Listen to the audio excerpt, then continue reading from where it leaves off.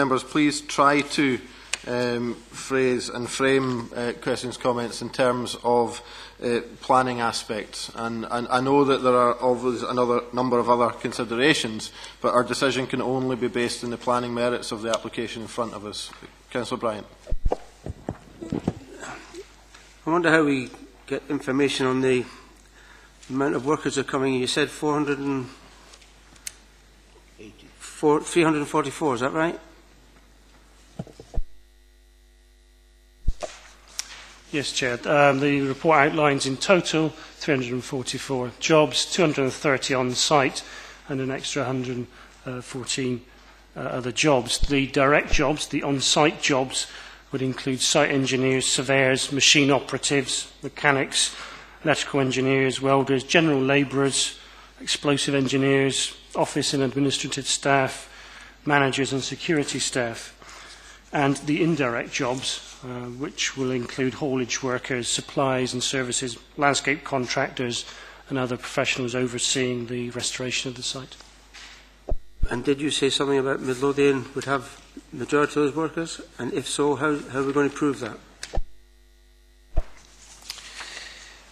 Yeah, there's no guarantee when jobs are advertised where applicants come from. It's an open market, people can apply. But as in other industries, there's a pragmatic and common sense approach that employees wish to live close to their place of work. So it's anticipated that the vast majority of those jobs will be for people that live and hopefully spend their money in Midlothian. But I've got no cast iron guarantee that they'll all live in Midlothian. One of the spin-off benefits might be worth mentioning, Chair, is that with these sort of scale of projects, when you employ people like mechanics and electrical engineers, it does offer apprenticeship opportunities as well to local people. And obviously those sort of skills can be transferred not just within the coal industry, but obviously at the end of the sites they can move into other industrial aspects. So as well as the jobs, there is the apprenticeship opportunities as well. Thanks, Chair. I just want to make a couple of observations and then I'll come in later on. But there's a number of people who were worked in open cast and some of them were forward deep miners in Midlothian.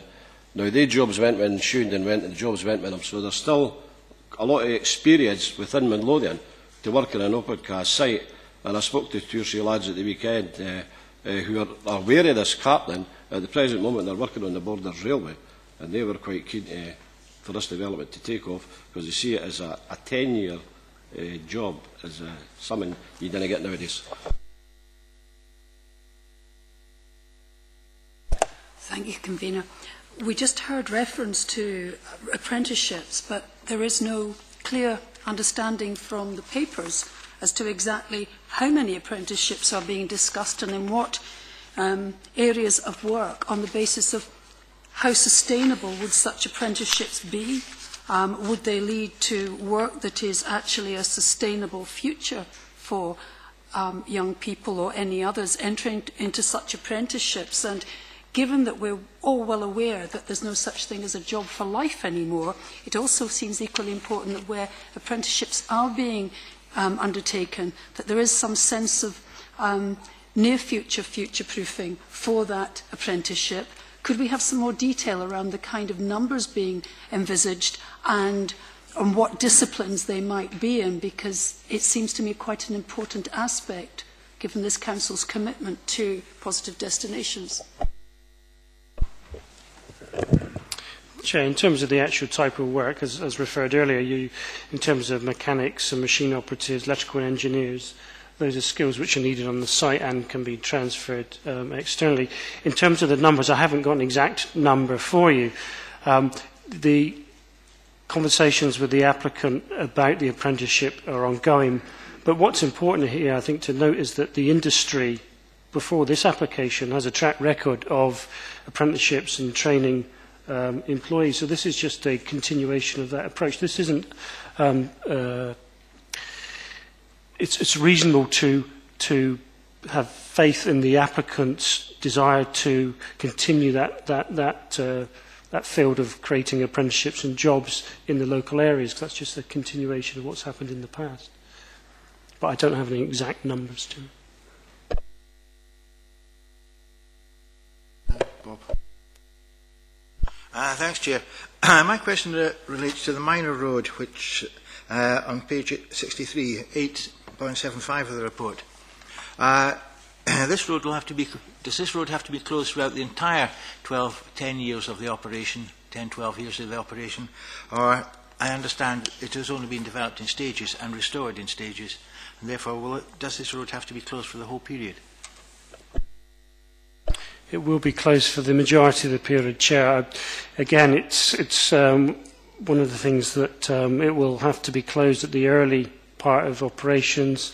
Some access arrangements will have to be put in place, but the way the site operates in terms of the phasing of it, it sort of rotates almost like in a clock motion. So this road, because it's right in the middle, you'll find that it will be sort of key component which will be active throughout the life cycle of the site, so it will be pretty well closed for the whole duration of the operations, Chair. And just referring to the last sentence in that paragraph, it is likely the applicant will seek for this requirement to be reviewed at a later date. What exactly is meant by that? In terms of the restoration in general, obviously when you get a site of this size, you need to work out how the site is going to be restored. Now, there's the existing position of the council is that the road will be reinstated. But if you look at the local road network, the actual road itself is just connecting two other points, which ask the question whether the money to restore the road would be better invested in other restoration projects. So it may be a case that the applicants at a later day may wish to ask the council to reconsider that position. But as we sit here today to assess the application, the council's position is that there will be a reinstatement of the road. The applicant's position is also that is the position. But you mean that any review will come back to this council? Any review of that decision?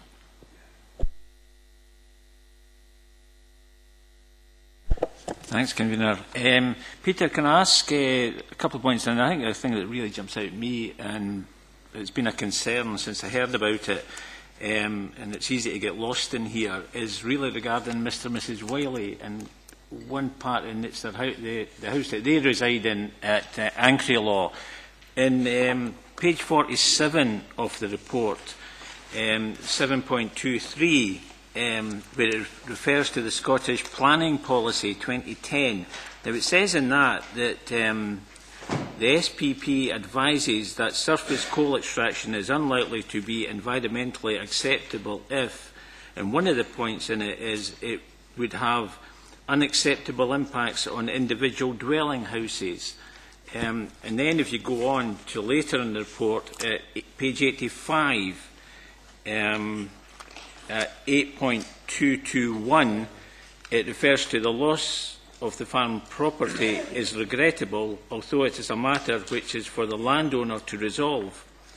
And goes on, whilst it is an emotive issue, it is not an unusual one, as many forms of site redevelopment often require the relocation of both businesses and homes.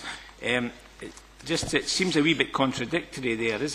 Is this something that we should be bearing in mind when we have to make the decision?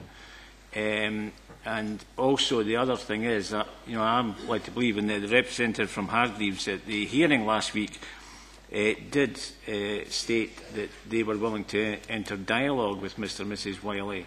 And I just wondered if that was anything we knew or any updates on that. Thanks. Chair, in terms of the Ankrilaw farm and the associated buildings, the proposal does include the demolition of that farmhouse and those buildings. The current occupant of the farm is a tenant farmer and is obviously subject to his tenancy arrangements with the landowner, who's obviously in I suppose liaison with the applicant, is comfortable to see that house being lost. So, as you heard during the predetermination hearing, the occupiers of the farmhouse spoke, and following that meeting, I know the applicants have met with the owners. The occupiers of Ankrilaw, and they're in discussion about resolving that issue positively insofar as offering alternative accommodation and employment. So there is a solution there to resolve that issue. In terms of assessing the planning application in terms of impact on residential amenity, obviously if the council accepts as part of the application the demolition of those structures, obviously the people there move out, so therefore the impact of the operations on site is assessed against those residential properties that are still in situ, still occupied. Now there's no other properties on the site that are affected, so in this case the landowner is bringing the tenancy to end with the occupier. The applicant has stepped in and offered alternative employment and accommodation. Thanks, Peter. Can I move on to the just another issue? Really, it's just jumped out. Is it really goes to Rosewell, which I know is my area, but the policy roads manager actually recommended there that because vehicles from the site would be allowed access into Rosewell, he suggested 2 pedestrian crossings be installed at the local schools. But then in the report later on, I think we move on to page 71, 8.133 actually states that it was thought it wouldn't be appropriate to ask the developer to contribute towards that. And I just wondered why that would be, and how do we stop? What type of vehicles is it are going to be allowed to drive into the village? And thanks. Yeah, Chair. I mean, in terms of the actual, it might be worth just bearing in mind the process of the plan application is when the application comes in with all the details, different bodies internally and externally are consulted based on that information. And during the life cycle of the plan application, there are negotiations, so the situation effectively evolves and changes. The consultation is looking for contributions towards crossing on the basis that there may be some vehicles entering using Rosewell, but later on in the report we seek to propose a condition which ties down the haulage routes so the vehicles do not go through Rosewell. Therefore, you do not ask for a contribution towards a crossing. So there's looking to secure the haulage route coming up the A6094, Rosewell bypass, Bonnyrigg bypass, A7, and then onto the A720. So the haulage vehicles will not go through Rosewell.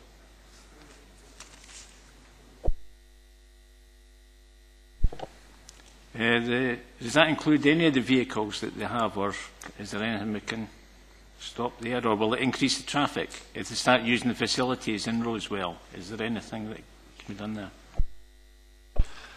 I mean, in terms of the traffic controls, we are looking at HGV vehicles rather than individual people maybe buying a paper on the way to work, which we're not in a position to control that. But it's just getting those HGV vehicles which are of most concern, I would have thought, rather than individual cars to and from work.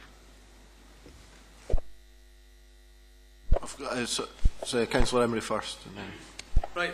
Thanks, Chairman. It was actually just to pick up, and that's why I had indicated I wanted to come in on particular the haulage route, because while we can actually say that there is a preferred haulage route, with the best will in the world, unless you're standing in the street, and I don't think you'll be doing that, you ain't going to stop somebody that nips in for a sandwich or a piece of paper on their way to work.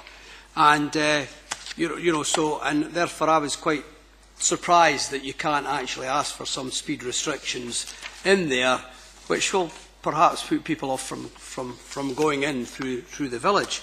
The second point, though, that doesn't seem to be picked up was the comment made that there's going to be an increase in the number of houses within Rosewell.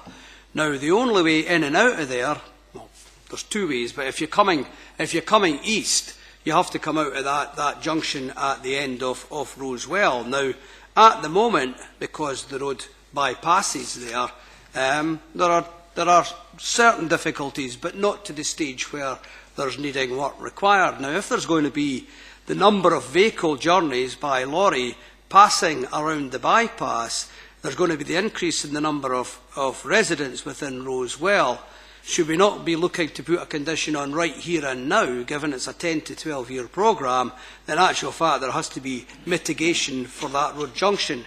Because the last thing we want to do, if we do happen to agree with this application today, is build up trouble for the future. And I just think that at both ends, the Fairmeadows end, which is the other end, there as well, because that's the roundabout where the vehicles will be coming around when they're coming on that particular bypass. I do think there should be works done there as well, and also that then takes me on to the signage. You know, can we have a reassurance from the planners that we will get the adequate signage in there that will actually ensure that the vehicles do use the route that's actually been determined for them? Because I do worry that if we have an increase in population in Rosewell, we're going to end up with a headache, you and I, Chairman, and Councillor Coventry, when the community is asking for mitigation to be done there. And I would rather it was done sooner rather than later, if the application goes ahead. Chair, there's two things there. I suppose the main point in terms of the volume of traffic going on to the junction, by all means we can happily look at that. If I was quite careful in terms of the phraseology about the conditions still need to be formalised, so there is room to manoeuvre there, and we can quite happily look at that with our transportation colleagues. The second point I would make is just in terms of knowledge of the whole companies, and that hauliers transporting coal in the sort of tonnage of lorries that would be used have on-board trackers now, so that you can actually track their routes. So the actual enforcement of routes can be more easily measured rather than someone standing and watching where they're going. So there is a process in place that we can monitor that, Chair. Thank you, Chair. I'd also like to ask a question relating to the transport along the haulage route, particularly on the A7 roundabout at Mayshade, also known as the Tesco roundabout. I've seen reference to improvements on the A7, but nothing to that specific roundabout at all, unless I've missed something. Now, that's already a notorious bottleneck. As a cyclist and a walker in that area, I find it very difficult to negotiate. And I'd like to know what proposals are in place to improve the roundabout itself. The current position is that the road infrastructure is considered to be acceptable to accommodate the volume of traffic at that point. So that's the starting position with this. I do, however, know that in discussions with the applicants since the report, we have raised the issue of possible contributions towards a bigger strategy to improve that, which we're in discussion with. But I think the starting point for me is that the existing road infrastructure is assessed to be acceptable for the traffic generated from this application. So I think we've got to be careful about whether, you know, an issue on the A7 is a consequence of this scheme and is a sort of legitimate thing to ask for contributions for. But it's happy to consider it or take that away, Chair. Thanks very much for that, Peter. Just a supplementary question to that. Does this take account of the increase in traffic flows that we anticipate from the opening of the S-Bank railway station, and also associated with that, the increased number of buses going into the Tesco terminus? Because buses are a significant factor at that roundabout, because they approach it twice if they go into Tesco's. In terms of going back to this application, it's looking at the impact, the traffic generated from this application onto the road infrastructure. It's not necessarily feeding in extra developments joining the network at some part of the haulage route. So if we're talking about the A7, whether there's a sort of consequential approach there, then that's sort of a broader brush, sort of local plan issue, rather than just an individual site issue. So I'm not 100% sure I can give you the comfort you need that it's been assessed in that terms. We just looked at it on the basis of this planning application. Can I ask about restoration now, Peter? You'll be aware that bonds are now a discredited means of doing restoration. Are we considering other ways of doing it? Yeah, Chair. I mean, the previous bond system was almost like an insurance policy, where a company would have insurance against restoration. But of course, if you insure a site for restoration at one value, but then the cost goes up, you're effectively not covered. So the Scottish coal industry is looking at that at a sort of government level, but there are other options to ensure that the restoration is covered. One of the mechanisms being considered is what's called an escrow account, where the applicant effectively pays a certain amount of money per tonnage into the pot as it extracts the coal. So there's an accumulation of funds that will cover the restoration. One of the reasons behind the recommendation in terms of the point 1 was securing details of the restoration, was to bottom out the cost, to make sure that when we negotiate the bonds or equivalent financial mechanism, you can guarantee the restoration. So take on board the anxiety about sites across Scotland and obviously Shewington. There's a sort of response to that, is to tighten up on the restoration process and the financials surrounding the restoration. That didn't answer the question, Peter. I mean, which are you going to use? How are you going to ensure that this will be restored? They haven't bottomed out which exact process is to be used. There's a number of options being considered, but like I say, the Scottish Government's also looking at it to make sure that there's an approach across Scotland, because obviously from their point of view there's other sites which need to make sure that restoration is secured. From our point of view and the Council's point of view, the key here is to make sure that there is the appropriate funding, whichever mechanism is used, to make sure the restoration is secured.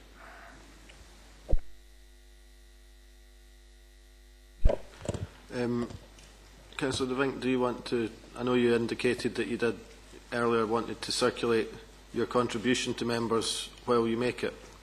Yeah, thank you, Chairman. Very kind sorry, of you. Sorry, Peter, if you give me 1 second, yeah, I'll just... I have quite a long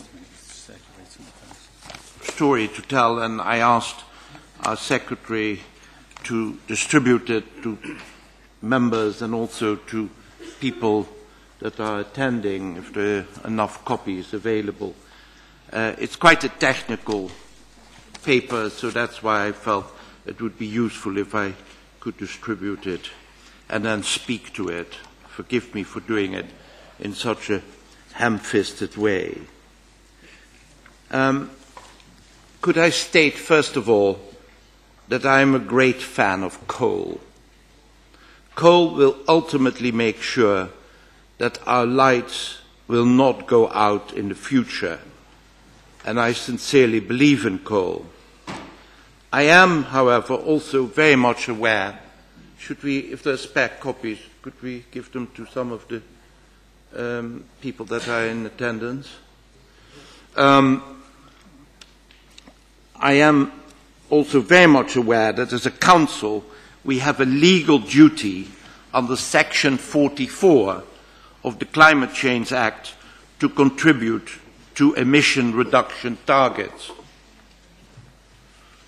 The coal in Cold Hall is of a low calorific value, 21 net gigajoule, and more than 1.56% sulfur. And that is against 25.12 net gigajoules and 0.3% sulfur that is burnt in Longannet. Now, the company has left us in the dark where they are taking this coal and what they are doing with it. Blending this down to acceptable levels is likely to be most impractical. What are they planning to do? We deserve to know. On the issue of sulfur, I have consulted an expert, and she says the following. This is a significant issue with respect to acidification of groundwater. The area has watercourses and peat bogs and marshland. These are all different ecosystems. Mining high sulfur seams will mean a new and long-term release of remaining sulfur from exposed minerals and surfaces. This needs to be dealt with aggressively in the short term with acid mine treatment systems such as liming. But this is also a long-term issue which either needs to be sealed off so that no more sulfur leaches, and she thinks that's unlikely, or there has to be a long-term passive asset treatment system to be built in. And this will all vary with the local ecology. There is the plan for a working group to be established to monitor the rehabilitation of the site. But the time frame of 5 years will require that the passive acidification treatment should be allowed to reach equilibrium to demonstrate long-term efficiency. I'm sure this is being addressed, but would personally want reassurance of the understanding that this is a long-term commitment to keep the acidification of the region under control. We have to think very carefully about the people who put us here and who voted for us. To have not 11 lorries, as they initially let us believe, but 22 lorries every hour going through Midlothian, this is going to cause havoc. What safeguards are we having that these lorries are properly closed and fully washed off, not just the wheels are washed off, the whole lorry to be washed off, do we have? I've done some figures. 891,000 lorry movements over the next 10 years, and it fills me with horror, because after 3 years, these lorries are done and they have to be replaced. Just count up how many new lorries. What an environmental disaster. Then we have to work out the lorries that have to bring in all the sulfur in order to deal with the high sulfur contents. For example, the environmental impact assessment requires an operator to consider alternatives and to propose effective mitigation if this proposal are judged to have significant impact. Now, do we have, for example, any consideration of the use of a long-distance conveyor to take this coal out? Maybe the conveyor should go to Hopefield and that coal can be taken out there. We need further expert advice, as this is a very complicated project. What will our environmental footprint look like if we allow this to happen? I have gone through Ian Johnson's excellent report, but I have some observations. The SES Plan 2030 is not site-specific. The national planning policy was written before Scottish Coal went bust. Coal is only identified in the main issue report. In other words, it is an issue, not a proposal. It must first be assessed for its environmental suitability, and I feel this has not been adequately undertaken, in spite of the assurances by Peter. There is no basis for acceptance in principle, safe proximity to a previous open cast site. Even then, there is only a small part of the old site which corresponds with the new. What is the strong evidence of employment prospect? Jobs depends entirely on a market. Markets are beyond anyone's control, and certainly the control of those in this room. The impacts are huge. Some can be conditions, but they can only be controlled if there is a workforce within the planning department to do that. Midlothian simply does not have that. Restoration has to be bonded, with the bond value to be reviewed every few years. That's what has gone wrong in South Ayrshire and Dumfriesshire. And there have also been there has to be regular checks that this is being undertaken.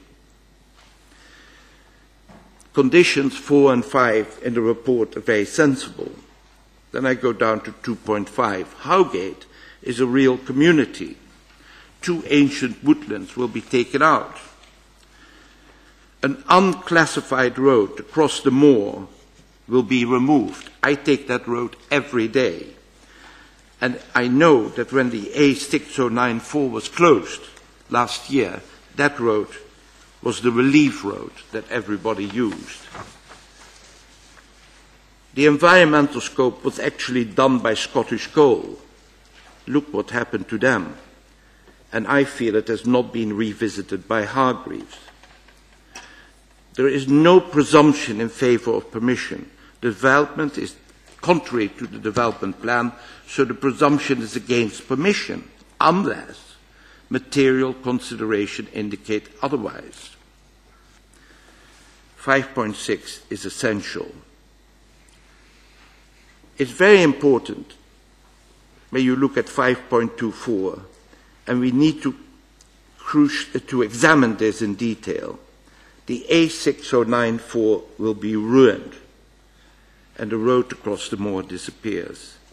There are 293 local objections, and then 8.59. This is so important. The coal is said to be going to Longanet or somewhere else. We need to know where.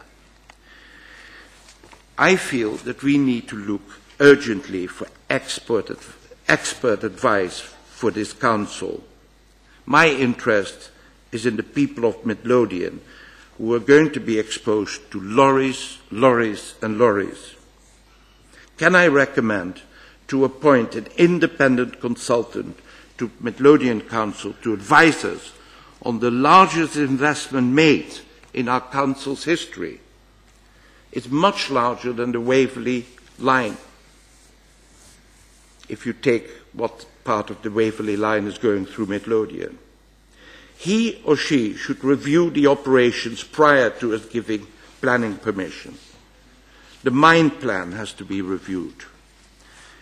If accepted, the site will generate employment, but it would be reasonable to have the mine plan reviewed to ensure employment is maintained, to evaluate if the bond is fit for purpose, to review the market plan. Once planning is granted, he or she should review ongoing operations from a technical point of view. We need to know how much coal will be stocked on site. Where will the coal be finally loaded out to the market?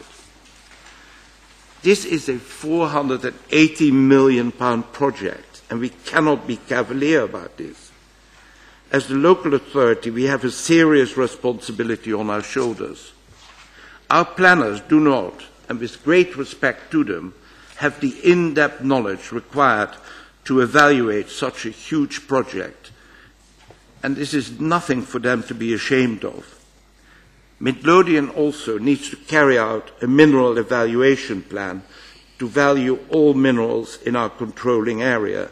This will ensure all information is available when other application is made, and this could be done by that same person.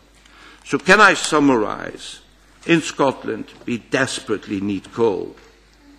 If we do not have coal in the current energy mix, the price of electricity would increase to an unacceptable high level and industry would shut down.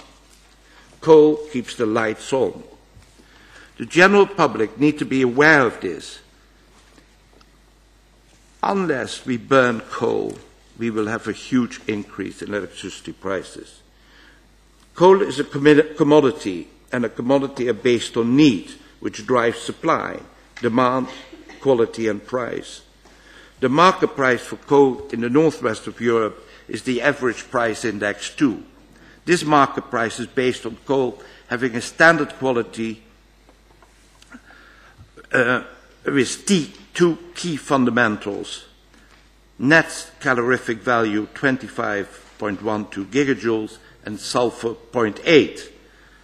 Supply current oversupply from the US, which is holding prices down, which has troughed at a higher level than any other historical low point. Demand, the UK has 60 million tons of coal demand, but we only produce 50 million tons. So we need to import. And the imports are on the whole 25.12 gigajoules and 1% sulfur.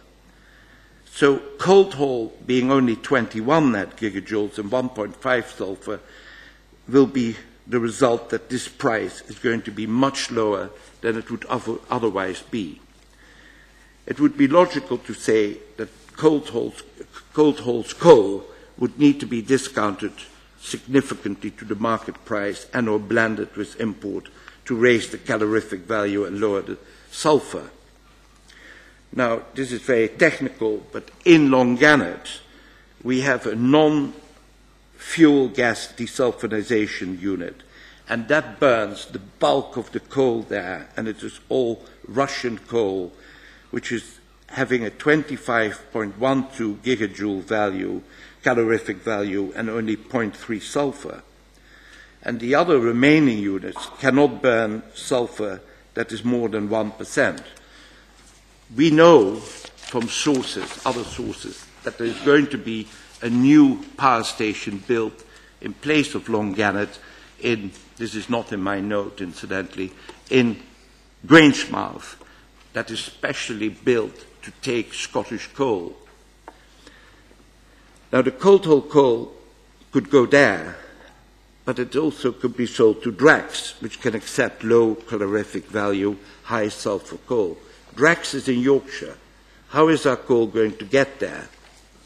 What fees does the operator pay to Midlothian? I have gone to some trouble to consult with people who know something about this essential industry. Inevitably, coal is a bad neighbour, and as a council we have to keep a close eye on our constituents' interest. I am not satisfied that these interests are fully enough protected in this case, and I strongly believe that there is much more which needs to be done before we could consent this application.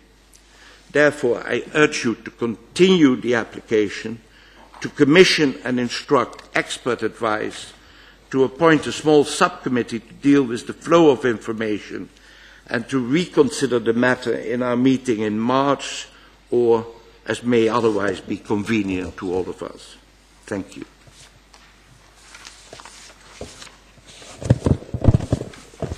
Thank you, Chair. Sorry, Ian. Sorry. Thank you, Chair. I shall try and address as much of that as I can. If I start, first of all, with the issues in general relating to the market. As Councillor has said, there is a demand and a need for coal. We currently have an energy dependency upon it. We're not in a position at the moment to stop coal one day and go to renewables the next. That's a transition we have to go through. So there is a need for coal, and the market shows that. In terms of the extraction from the site, you're obviously then into market forces, as the councillor says. Obviously, the operator will only extract it if there's a market for it and they can sell it. That's just the way the world works. In terms of assessing the plan and application, the original submission makes reference to the coal going to Longannet. Now, there is an issue about the sulphur content and the quality of the coal. However, it is common practice in the coal industry to blend coal. There's facilities at both Longannet and at Leaf Ports to enable blending to take place. The Longannet station needs coal with a sulphur content of 1% or less. The average content of sulphur from the site is 1.5. Therefore, some coal can be used directly at Longannet. Some other coal will have to be mixed with other sources. And as the council has said, the majority of the coal that feeds Longannet at the moment comes from either Russia, South America, South Africa. So it will be mixed effectively so it can be used. However, saying all that, I need to sort of put that to one side, because obviously the issue about the market is actually for the applicant. We're looking at land use planning considerations, which obviously include the haulage route. But we're not in a position to restrict the applicant. They can only sell the coal to one customer, but not another. So it is worth bearing in mind. So although the intention is to take it to Longannet, and that's what we've been discussing and looking at, we can't restrict them to that one market. In terms of the issues raised in relation to the planning policy position, that's covered in the report, and I hopefully covered it in the introduction, in terms of we recognise that the area searched in the 2008 local plan only covers the most southern part of the site. However, the sort of national government guidance is telling us there is a need for coal, and obviously it's not like another sort of land use which you can find an alternative site for. If this is where the coal is, we need to make a judgment about whether we're prepared to accept its extraction or not. And an assessment in terms of a planning application looks at the environmental detail in more detail than any other process. So it is reasonable to use a planning application to evaluate that. In terms of the expertise and the monitoring, I mean, one of the recommendations does refer to a technical working group to have that expertise look at the monitoring and restoration. In terms of expertise at assessing the planning application, We've had the plan application since February. We've consulted all the specialists, which is covered in the report. Anyone who wants to make comment could have made comment. We've had all the information and we've come to you with a recommendation to the best of my abilities. And I think that recommendation stands up. I'm not 100% sure how that could be changed by bringing more people into the process. Picking up the issue about the roads, there are conditions in terms of cleaning vehicles as they leave the site. There's also conditions about cleaning the road. And furthermore, there's a Section 75 requirement for a contribution towards the maintenance and repair of the local road infrastructure. So hopefully that issue is covered if the Council is minded to grant permission. I think that's covered it, Chair. Sorry, could I just deal with one or two of the points? I happen to know, or I was informed, that Longannet has hardly any blending possibility. It's very restricted, and that is why it's going to be much more difficult than you imagine, or that we have led to be believed to be imagined. Now, Hargreaves, in their annual report, have stated that they are only interested in sites that can be dealt with in 3 years. And why are they suddenly taking on something that is 10 years? Have we filmed the roads all the way from the point where the coal is being taken off site before we go and it leaves our particular road system? We need to film all these roads. In my opinion, it would be much better if we had a conveyor belt to Hopefield, where there is the first roundabout, which has got at the moment some extraction of sand and gravel, and we could have it from there rather than go and repair that A6094 and try and straighten it and having it with that big dip. You would avoid the whole of Rosewell, and it would be an infinitely better situation. All these things need to be looked at.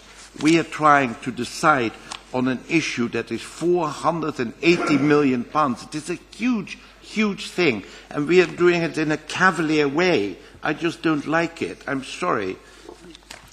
I think Peter did highlight we do need to focus on the planning issues of this, and the market for any coal extracted is not a planning consideration. It is of great interest, but it isn't a planning consideration, and we do need to bear that in mind. Chair, if I just pick up on a number of those issues.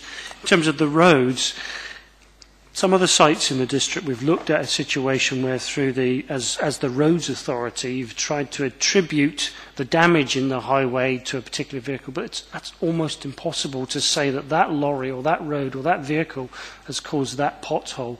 So the alternative approach is to get a contribution into the council so that can be used to maintain and repair roads. I think that's the right approach to take rather than trying to attribute individual bits of damage to individual vehicles. There is a blending pad at Longannet. It was previously used by Scottish Coal. It is there and it can be used by this applicant. And I would just, Chairman, I would just reinforce that we have consulted widely. Again, this has been properly looked at. We have assessed it thoroughly in terms of reaching the recommendation. Thank you, Chair. There are a number of issues concerning this application which give me cause for concern. Perhaps the most worrying is the cavalier acceptance by officers that we can ignore the local development plan currently in force and override the democratic process by which the next local plan is to be adopted. Let's be clear, this application is contrary to the local plan currently in force, and as we can't be sure what may come along in the future, rejection should have been recommended on that basis alone. The Midlothian Economic Development Framework identifies 7 key economic sectors to support a target of 10,000 new jobs by 2020. Mining is not one of them. We cannot allow our policies in relation to local planning and economic development to be drawn up on the hoof. The arguments put forward for the application itself, I feel, are also questionable. Paragraph 8.63 claims that 230 jobs will be created in Midlothian. This does not square with experience in other open cast mines in Scotland, and the Airfield proposal, rejected unanimously by this committee in 2010, expected to provide only 50 jobs on a site producing half as much coal as Cold Hall, at a time when economics for coal were much healthier. There may be a track record of apprenticeships in the industry, but that was before Scottish Coal went into administration. There are now several hundred skilled and experienced people, principally in Lanarkshire and Ayrshire, with the incentive to commute to jobs at Cold Hall. I also question how much indirect employment will be created when Scottish Coal leased nearly all its equipment from a wholly owned subsidiary company. Marketability does have a bearing on this application in one respect. The applicant is unclear where the market is for Cold Hall coal. Much of it has a high sulphur content, as we've heard, the highest in Scotland. Even when blended with low sulphur coal from the site, large amounts of imported low sulphur coal may still be required, and transportation to power stations in England has not been ruled out, and no impact assessment has been made on these routes, and that is contrary to policy MIN1 of the local plan. I'm concerned about the environmental impact. 20% of the site is in a designated area of great landscape value, highly visible from the Pentlands, the Morfoots and other viewpoints across the county. 1.5 hectares of ancient woodland will be destroyed. Paragraph 869 acknowledges that the proposed restoration will, quote, alter the landscape to a potentially detrimental effect, unquote. Scottish Natural Heritage states there could be a long-term and significant negative impact upon the local landscape character. As I mentioned earlier, traffic levels along the proposed route will rise markedly, and levels at the Mayshade roundabout on the A7, they are already causing concern, without an additional extra lorry every 3 minutes. On-site restoration, paragraph 837 is worrying that, quote, the planning authority would wish to assure itself that the restoration is the best that is achievable, unquote, is hardly a bold statement. What is meant by achievable? And what confidence can we have in a company with a track record of complying with only its minimal obligations with respect to restoration on sites it has acquired from Scottish Coal and ATH? Assurances were made by Scottish Coal, and councils thought restoration bonds were secure. But as we know, all legal contracts have loopholes, and I have no doubt that once planning permission is granted, those loopholes will be exploited. And finally, we cannot ignore the elephant in the room, climate change. Last week, the most powerful hurricane ever to make landfall hit the Philippines. Only yesterday, Christiana Figueres, Executive Secretary of the UN Framework on Climate Change, said, quote, most of the existing coal reserves should be left in the ground. Scotland has one of the most demanding CO2 reduction targets in the world. In 2007, this Council signed up to the Climate Change Declaration. Are we going to walk away from our responsibilities and legal duties under the Climate Change Act? Coal extraction alone would increase significant amounts of CO2 and methane into the atmosphere, and Cold Hall would become the biggest source of greenhouse gas emissions in Midlothian. In summary, therefore, I believe the risks involved in approving this application are too great, to our communities, to our landscape, to our economy, and not least tourism, and to both the finances and reputation of Midlothian Council. I urge committee to reject this application.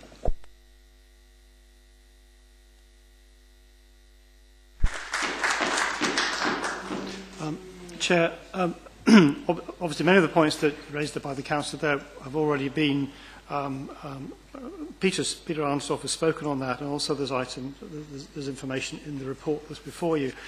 The only comment I would just wish to make, and just to remind you and advise you as a planning committee, is on relation to the development plan. Section 25 of the Act is very clear in saying that decisions should be made in accordance with the development plan unless there are other material considerations which outweigh that. The report you have before you identifies the position in relation to the development plan and identifies what the position is in relation to the adopted local plan. However, the report also quite reasonably looks at all of the issues in relation to material considerations, and you'll see the recommendation on the basis of the balance of that. Therefore, in your consideration, it's just to identify that that is the balance of factors that you need to consider in coming to your conclusion on the application. Chair, I'm speaking on recommendation of the report and move the recommendation of the report. I agree with Councillor De Vink that if we didn't use coal, then I'm quite sure the lights would go. But on the question of the sulphur, it's always been the case, and I've 35 years employed in the coal industry. Blending always took place, not just at Longarran, but also took place at Kirkinsie Power Station. And I believe it's the case it takes place at every power stations. Hargreaves is a new company in Scotland. I've never dealt with Hargreaves before, because it was always Scottish Coal that worked open cast, and indeed took out a deep mine at Longarran when it was privatised in 1995. But my research that I've done, that Hargreaves is now probably one of the biggest coal producers in the UK, as well as open cast sites in England. They also manage the cooperative Tower Colliery down in Wales, which was opened by the workers many years ago. They worked the deep mine out, but Hargreaves is managing it. Hatfield Deep Mine in Yorkshire is being managed by Hargreaves. So, and they are now taking over the role of certain of the open cast sites in Ayrshire and Lanarkshire. And when you look at the need for coal extraction, and the planners have done their homework in this, the increase in coal use in the UK is going up. It is not going down. And if you take it out of the last 2012, 44.8 million tonnes was imported into this country, and 16.8 million was mined. And we are sitting with thousands of people, unemployment, who could be producing the coal for the benefit of the nation. And therefore I support the recommendation that we grant planning permission for this project. And if it comes to the markets, I'm quite sure Hargreaves have done their work where they're going to sell the coal. And it seemed to me the feasible bit, and it is Longarran, and there is, as Councillor De Vink says, a possibility that there will be a carbon capture power station built at Grangemouth. As far as I'm aware, that's still in the cards also.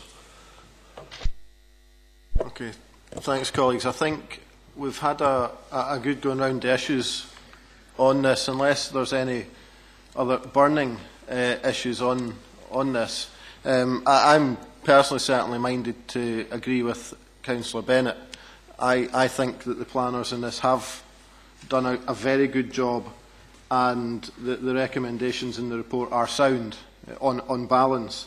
I think we have clearly a very difficult decision to make here, but one that I think overall the recommendation in this report is right.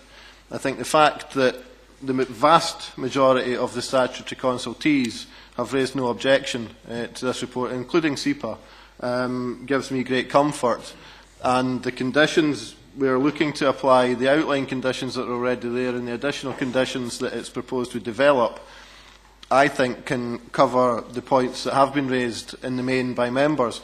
Now, we cannot regulate the market. We cannot regulate where any extracted coal will go to. That is beyond the remit of this committee. But what we can do is regulate the development within our county and the transport of any extracted coal along the roads that we have a locus on. One thing that did strike me is we have heard some discussion about the transport of coal, and certainly for me, I would rather have coal extracted locally than being brought in from Russia or South America, because you do get into issues of the stability and security of supply in that situation. And I think I've certainly had enough reassurance on the report in front of us to back the proposal by Councillor Bennett. I'm certainly minded to listen to other colleagues' views. I've got Councillor Bryant and then Councillor Baxter. I would like some comfort in knowing that Midlothian workers were going to be employed before I agree to this. I also would like to know exactly how the restoration is going to be done. If it's going to be a bond, I'd like to know the details of that. just on the employment, that's not a planning consideration. We cannot use that as a basis of a decision.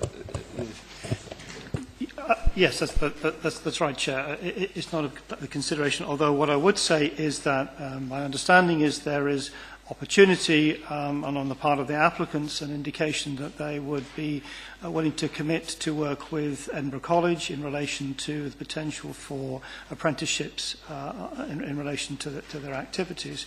Now, as Peter Armstrong said, there's no certainties in relation to the proportion of workers on the site who would be resident or naturally resident within Midlothian, but I probably can't add to the comments that Peter made earlier. In relation to the issue of security of restoration, then it is really a question of what is the most appropriate method to use.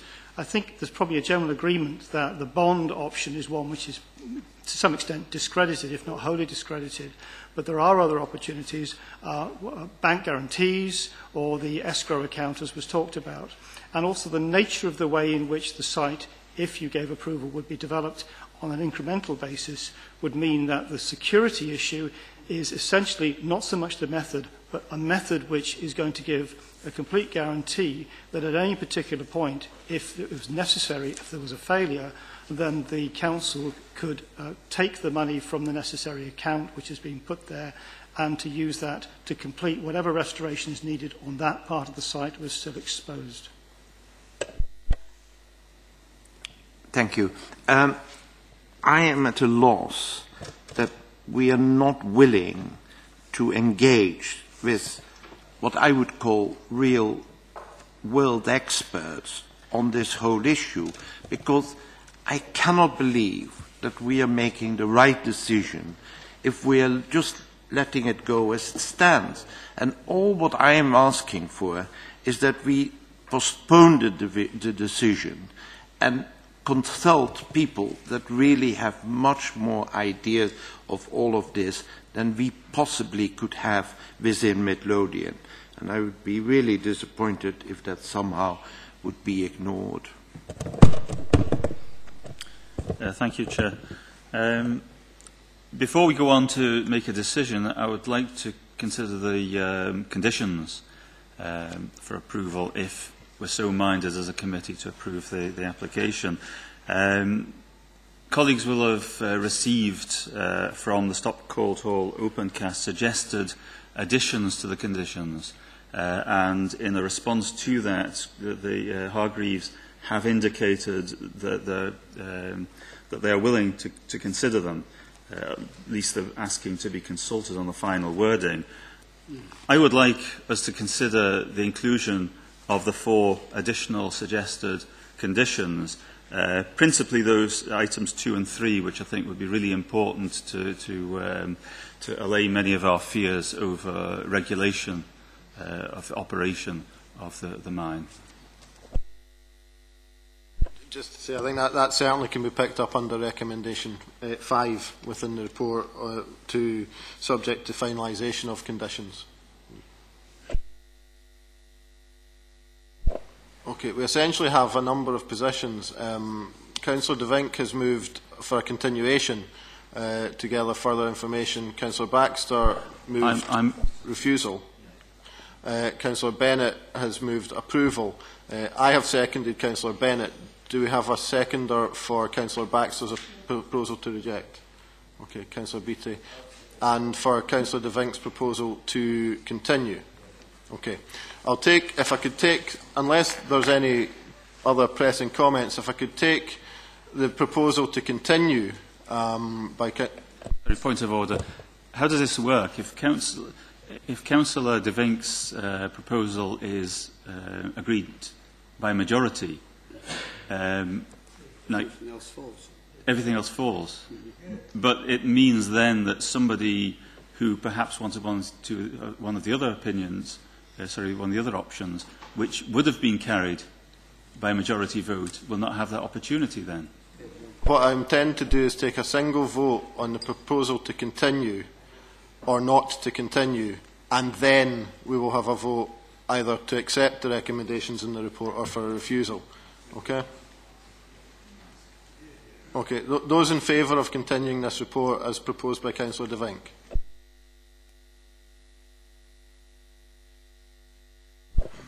Those not to continue but to determine now?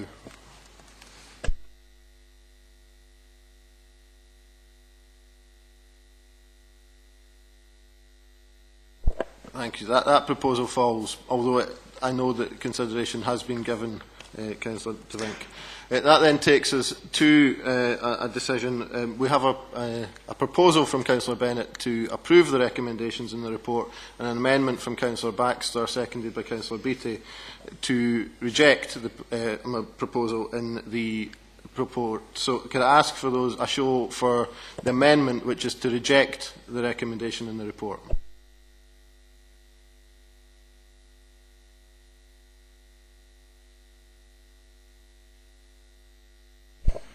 And those in favour of the motion?